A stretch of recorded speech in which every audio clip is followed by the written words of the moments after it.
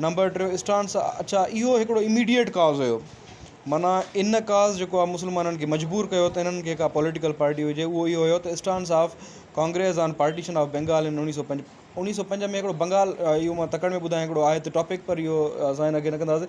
1905 में हिकु बंगाल जेको सूबो आहे उनखे ॿिनि हिसनि में विरहायो हुयो।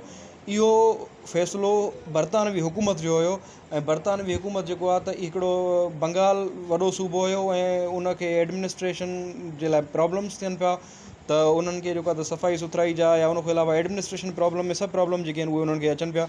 उनजे करे इहो बरतानवी हुकूमत जो फ़ैसिलो हो जन बंगाल खे ॿिनि हिसनि में विरहायो। ठीकु आहे, बंगाल खे ॿिनि हिसनि में 1905 में जेको आहे त बरतानवी हुकूमत विरहायो, ऐं उन हिसे पंहिंजो इन खे जेको आहे त बंगाल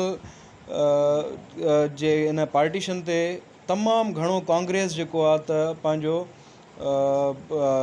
एहतजाज रिकॉर्ड करायो, ऐं बंगाल जी पार्टीशन ते जेको आहे कांग्रेस जेको आहे तमामु घणो नाराज़ थी गवर्नमेंट खां, गवर्नमेंट ऑफ ब्रिटिश खां। इवन माना एतिरो थियो जो इन्हनि इन शइ खां मुख़्तलिफ़ शयुनि खां जेको आहे त पंहिंजो बाइकाट बि कयो।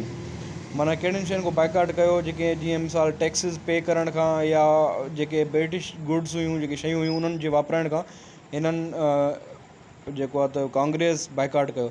बाइकाट छो कयो? छो त बंगाल हिकिड़ो वॾो सूबो हो जंहिंजो ईस्ट जे तरफ़ जेके आहे उहे मुस्लिम्स हुआ ऐं वेस्ट तरफ़ जेके हुआ उहे हिंदूज़ हुआ। हाणे ईस्टर्न तरफ़ जेको हुयो उहे थोरा जेके मुस्लमान जेके हुआ उहे माना पंहिंजी लाइफ में तमामु पोइते धकेली चुका हुआ, ऐं वेस्ट वारा जेके हुआ उन्हनि जूं ज़मीनूं हुयूं, उन्हनि जी ज़मीनदारी हुई, ऐं हू नौकिरियुनि खे इंजॉय कंदा हुआ। जीअं अॼु जो एग्ज़ाम्पल वठूं त जेकॾहिं असां सराइकी सूबे सराइकी बेल्ट ऐं जेको आहे त परियों GT रोड वारो जेको पंजाब जो बेल्ट आहे त उहो वधीक एजुकेटेड आहे as compare to Saraiki belt.